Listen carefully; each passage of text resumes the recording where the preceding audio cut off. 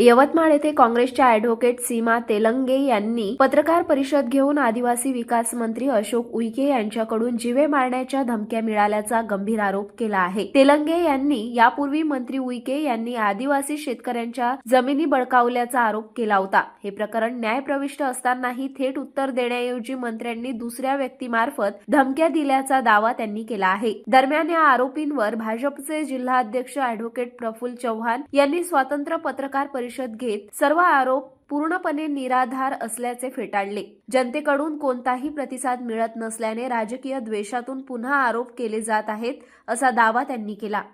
गेल्या 2-3 दिवसाच्या पूर्वी माझा एक पॉडकास्ट आला होता। त्यामध्ये मी माझ्याकडे चालू असलेल्या एका शेतकेशीच्या संदर्भामध्ये बोलले होते।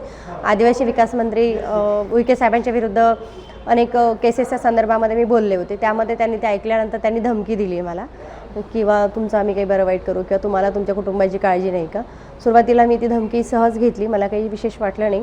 पण काल परवा मला सोशल मीडियावरती मॅसेज दिसलेत की त्याने एका नरेश केडाम म्हणून व्यक्तीला सांगितलं की तुम्ही एक मोर्चा काढा त्यांच्या घरावरती, आणि त्यांनी म्हटलं की आम्ही त्यांच्या प्रियदर्शनी उईकेच्या समर्थनार्थ मोर्चा काढणार आहोत। मग मला वाटलं की आपणही आपली सत्यबाजू मांडली पाहिजे, आपण का घाबरायचं।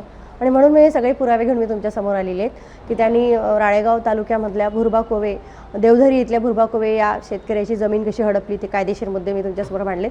सोबतच त्यांनी आदिवासी आश्रमशाळेच्या मुलींचं शोषण झाल्यानंतरही कसा बेजबाबदारपणा दाखवला माहिती असताना, त्याबद्दलच्या बऱ्याच माहिती मी तुम्हाला दिली, GR पण दिलेत, आणि आजही त्या डिपार्टमेंटमध्ये कसा आडागोंदी कारभार चालला आहे ते पण सांगितलं।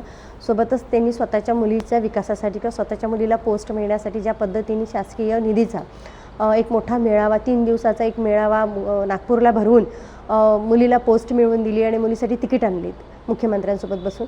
तर हे सगळे जे त्यांचे विषय आहेत विकासाचे, ते आदिवासीचे रक्षण करते नाही आहे, भक्षण करते आहेत, ते आदिवासी विनाश मंत्री आहेत असं मला सांगायचं आहे। आणि हेच जर परत यवतमाळ नगर परिषदेला निवडून येत असतील किंवा यांची मुलगी निवडून येत असेल, हे कोणता विकास साधणार आहेत। एकतर आम्ही आधीच खड्ड्यात गेलेलो आहोत, गेले 10-15 वर्षापासून इथे भाजपाचं सरकार आहे, त्यांनी कुठलेच रस्ते केले नाहीत, कुठलंच पाणी आणलं नाहीत, आम्हाला कुठल्याच सुविधा दिल्या नाहीत। ऑलरेडी यवतमाळ नगर परिषद पाण्यात गेलेली आहे, आणि आता तर हे मानाचा सिरपेचच म्हटला तरी चालेल, उईके साहेबांची मुलगी जर निवडून आली तर यवतमाळ नगर परिषदेचं काय होईल।